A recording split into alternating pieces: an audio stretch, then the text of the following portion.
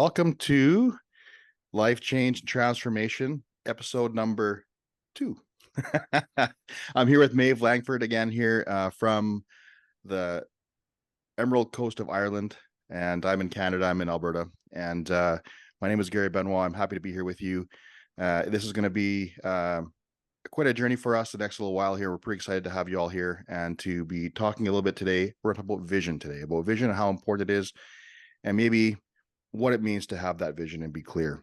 Maeve is a transformational life coach, and she has so much knowledge around this piece of it. So I'm going to let her kick this one off, and away we go.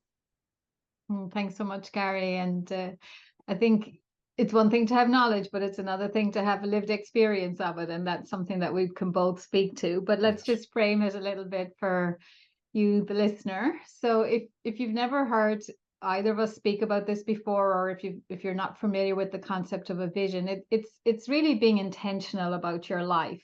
And I think the best kind of phrase I've ever heard was from Stephen Covey, where he says you have to start with the end in mind. And if we don't know what it is we're trying to create, then you never know if things are an opportunity. It's really hard to make decisions because is it going to take you where you want to go? If you don't know where you want to go, you don't know if it's going to take you there, and on it goes. So I always say to people that giving yourself the gift of a vision, I mean, only you or I can do that for ourselves. In the absence of it, we kind of live out other people's vision for our lives, I suppose, whether it's our parents or teachers or society, culture. But to give that gift to ourselves, to spend a bit of time to just say, well, what do I want to experience here? Like, what do I want in my relationships, in my health, in my career, in my time and money freedom? I really encourage people to have a full spectrum vision. And most people don't do that, you know. And if you're listening today, like you probably don't have a vision for your life. And most people spend more time planning their summer vacation than they do planning their lives. And then they wonder, why am I not having a good time here? Or that kind of familiar feeling of, there's got to be more to life than this. And we've both been there, Gary, haven't we? Where Absolutely. We woke up and kind of thought, got to be more to life than this. So your vision then is the go-to tool, I believe, when you're having those moments. I would agree. Yeah, 100%. Like, I can only reflect back and I look at where I've come from and through, and really my biggest growth moments have been around the fact of having an idea, right? I love the quote, start with the end in mind. It's no different than if you're going to get in a car and drive somewhere. If you don't know where you're going, you don't know what route you're going to take to get there, right? And so in the absence of that destination or that place you want to be, right, you can't put it in the GPS. You can't even start the map in the GPS, right? It just shows you the map of wherever you're at. And so, vision is such a powerful tool as well. And sometimes we come by it by mistake. Sometimes we have an idea, right? But I think spending some time around that piece around having, how clear is it, right? Being super clear. How can you feel it? Can you touch it? Can you taste it? Like that to me is where I've found my biggest ability to find the plan, right? If I could sit down and really have that image in my head of what it looks like, and it doesn't have to be outrageously different than what you've got, but maybe it's just a little bit more clear than what you're already doing, right? Yeah, exactly. And in when I'm working with my clients, and I know you'll be familiar with this idea as well, that we're like, it's not like we don't know what the vision is. We just haven't always kind of said, oh yeah, that's it. So like, we constantly getting this guidance. I often talk about how we're spiritual beings having a human experience, and we're getting these prompts all the time from spirit or life, God, the universe, however you conceive of it.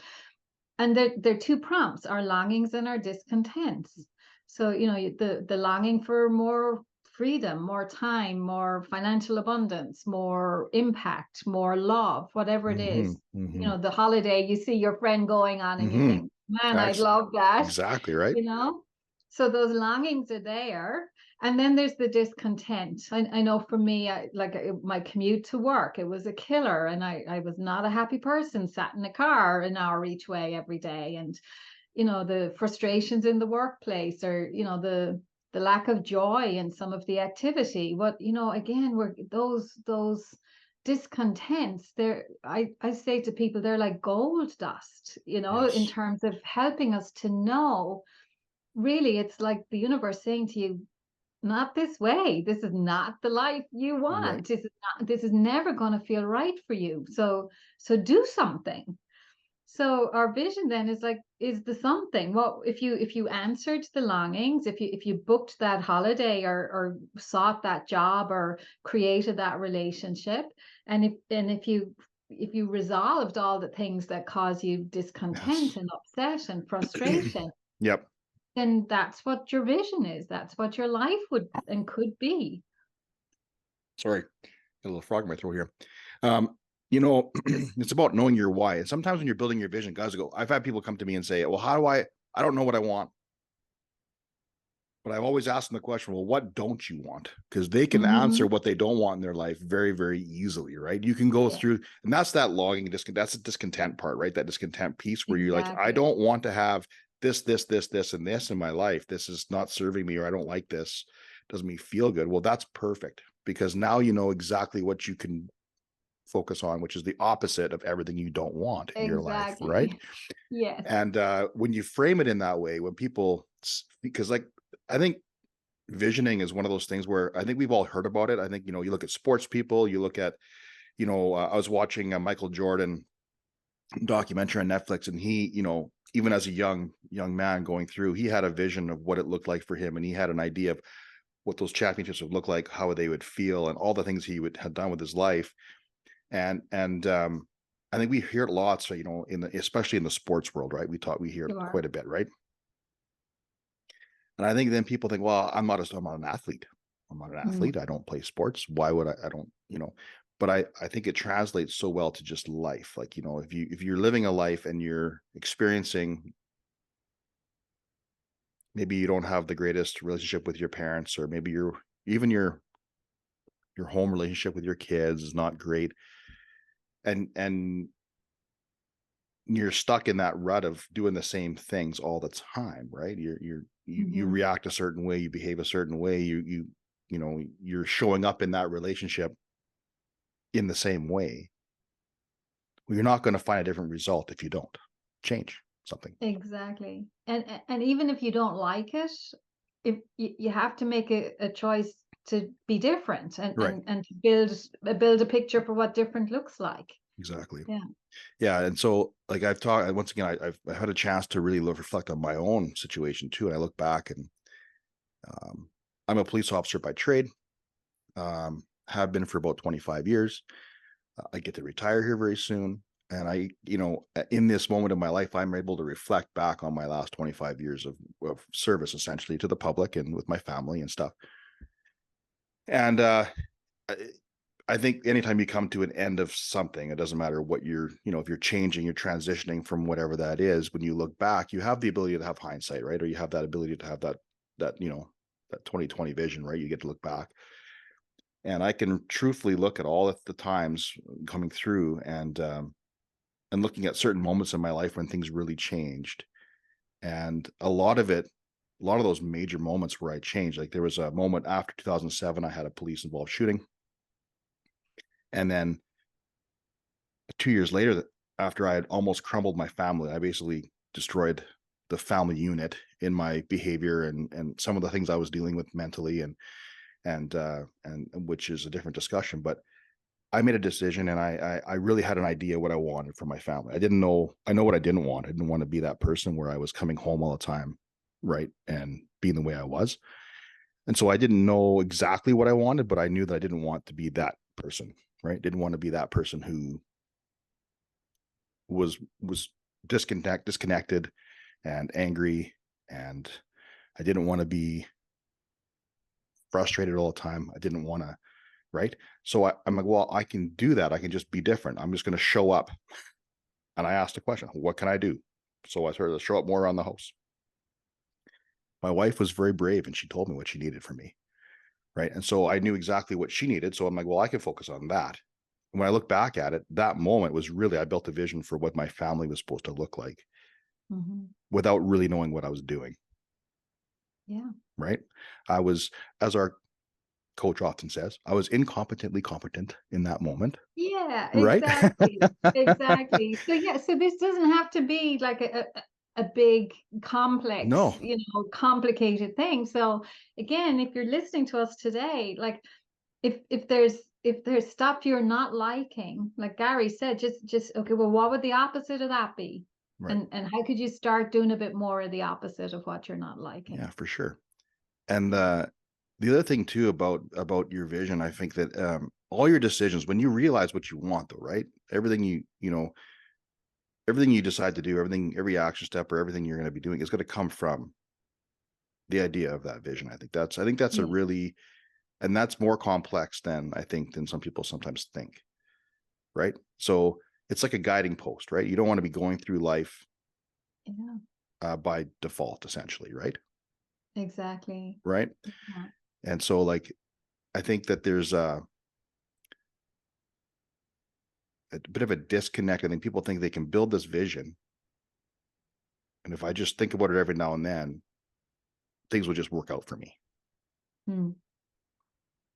But I don't think that I know for a fact that's not the case. You need to do the work, right? You need to do stuff along the I would way agree. that's Yeah. in line with that vision, right? In order for you to truly move that forward or move your life forward in that direction, it's once again, um,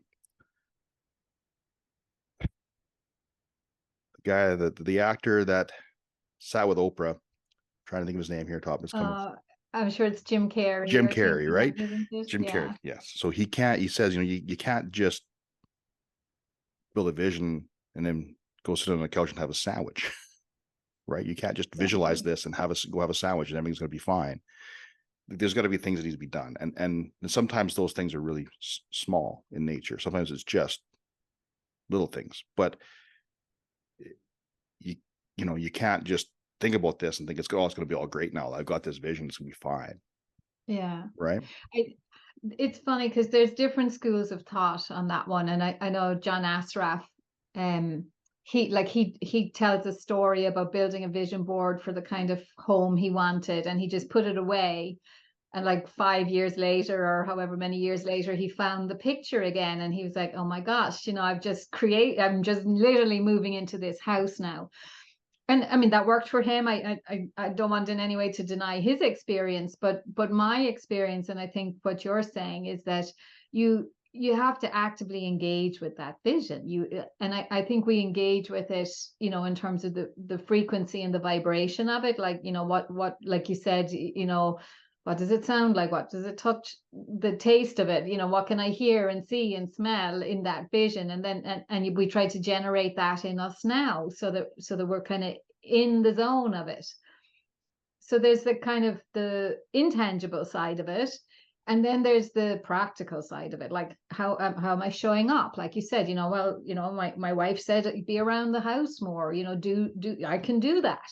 So you take those practical things as well. Mhm. Jim Carrey was going for the auditions.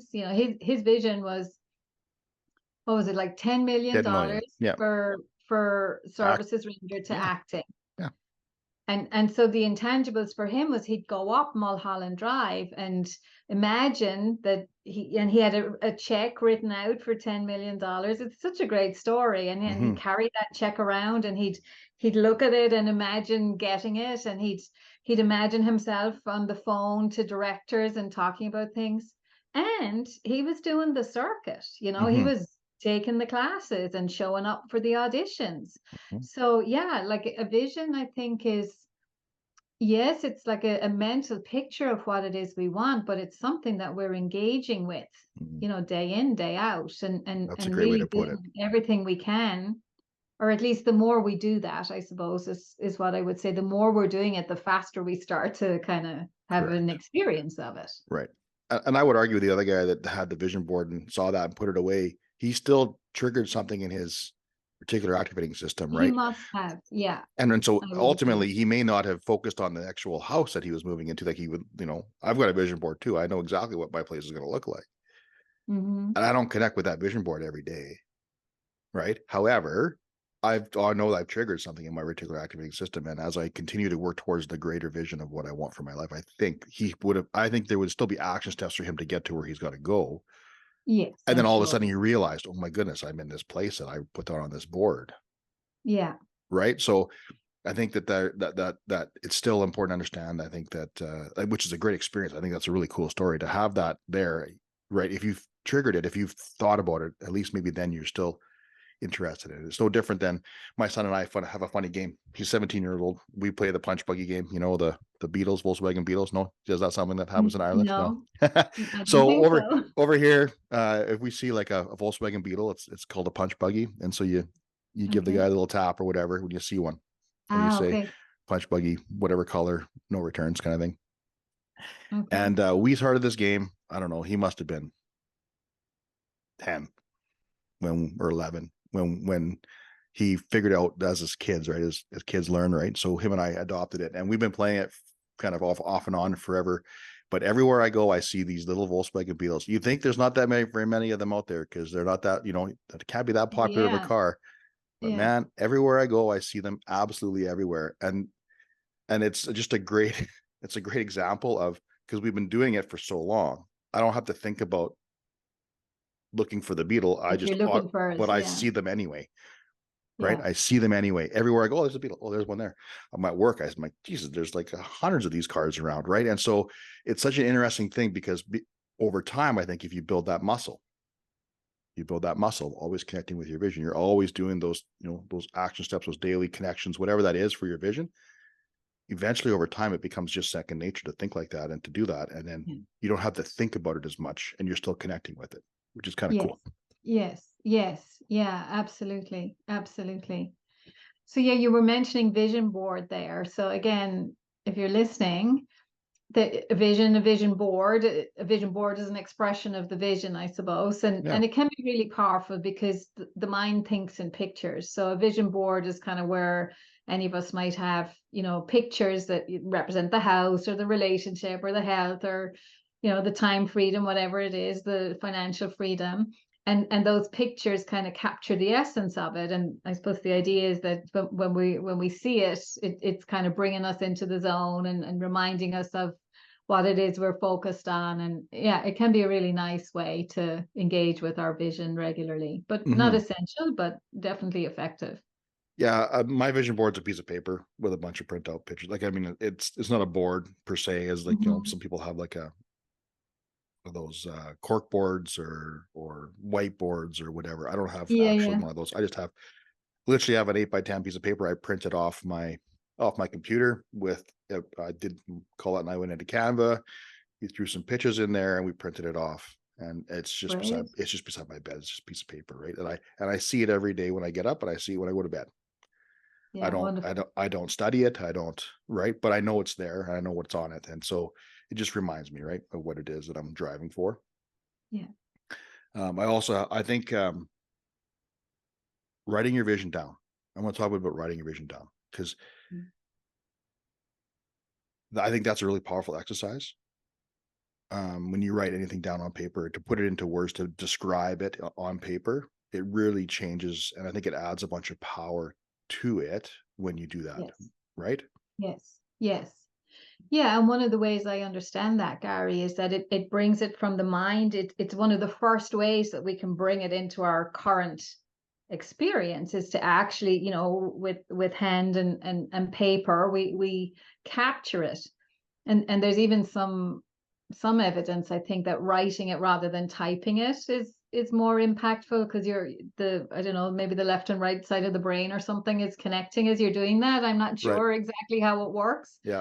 but there's something about it. And yeah, writing it, reading it, speaking it is again, and maybe initially just speaking it out loud to yourself, but again, when you hear those vibrations in the brain when you're speaking the words out loud, again, it's all kind of, I don't know, just to me it's bedding it in. This is what I'm working towards. This is who I'm becoming. This is what I'd love. Yeah. And actually, yeah, so that the word love is so important, isn't it? We've learned Yes. that one too. Yeah, go Yes. ahead. You were maybe going to just say that. No, I was just gonna say, also to write like it's already finished. If you're listening and you're wondering, well, how do I write it? What words do I use? Right. I think because language is important, right? Yes. And so Yeah. um and we tend to, I think we're just trained, I think, just to write things kind of in the way things, I don't want to have any more debt, right? Yeah. Yeah. Right. Mm-hmm. It's just typical, right? I don't want debt. Well, I think that, we all, in our experience and the coaching and all the things we've learned over the time and experience we've had, if you write that, all you're focusing on is your debt, right? So it's important to write down, well, I would love to have financial freedom. And what does that look like? What does financial freedom look like for you? I would love to have X number of dollars in the bank to do these X number of things, right? And like Mm-hmm. it's already finished, right? Um, Yeah. like typical from our learnings and our teachings is, I'm so happy and grateful now that, Yeah. right? Yes, it's like I have it. So even it's not I would love to have, but it's I'm so happy and grateful now that I do have, Right. and like it's already here. It's Yeah. in my current experience. I'm living this now. Yeah. Yeah. And when we're writing things in that way, where we're putting it on paper in that way, and you read it to yourself or out loud, right? If you're wondering what my next step is, if you read that vision like it's already finished, Mm-hmm. and you're that person who's in that vision, you visualize yourself inside that world, the ideas that come to you to do the next steps or whatever that next idea is, or that next action step, if you want to call it, is different, right? Yes. Right. It's more powerful. It's in alignment with whatever you're thinking about there. And by doing that, you create a bit of a plan. And because people are tangible too, right? We have, Mm-hmm. well, how am I going to do this? Yes. Right? How am I going to do this? Because that's a question that I have, well, really, how am I going to do this? This doesn't make sense. But then by writing it in that way and sitting with that vision, well, I got like almost answers to that question in a way. Like, well, I can do this and I can do that and I can do this. So it changes the direction that you're flowing, essentially, right? Yeah. Yeah. I think it's really powerful to share that so quickly, like episode number two. Because I know for me, I like when I first had my vision, and then so the vision was the vision, great. And then I would like look at my diary, look at my life, and kind of say, well, what am I going to do now and to for that vision? But I was feeding it and sourcing the ideas from the existing to-do list, and that went on like for years, really, Mm-hmm. until I really started to understand that no, you don't look at the to-do list and decide what to do. You look at the vision, and you tune into the vision, and from the vision you kind of say to yourself, well, what's a great way to move towards this vision today from Mm-hmm. that energy. Mm-hmm. And you get ideas, and sometimes they might be similar ideas to what's on the to-do list, but I think when it comes from the vision and you serve it from the vision, you take the action from the vision, the the impact of that, the ripple effect of that action, when it's being fed from the vision as opposed to from gotta do it and hustle and push energy, it goes out in a way that allows things to come back in a different way, and the impact of those actions are completely different depending on the energy that goes into taking them. Mm-hmm. Because when you have problem and if you have a question or a problem you're trying to solve, because ultimately we all have, that's essentially what this is. It's problem solving, essentially, right? Mm-hmm. For your life. If you're coming from the energy of the problem, there's no solution there, right? It's the same energy. You can't, right? You have to change the energy or the frequency of that to get the answer to that particular, right? Yes. And of course, it is pretty deep on episode 2. It's pretty deep. But hey, the thing is that we'll come back to this obviously throughout the theme. Well, this is not something we're gonna talk about once and never talk about again. But Yeah. I believe that that's really key to start people's thought process to change, Yeah. or to sort of like consider what that looks like in their own minds, in their own Yeah. situation. Um, Yeah. you know, uh,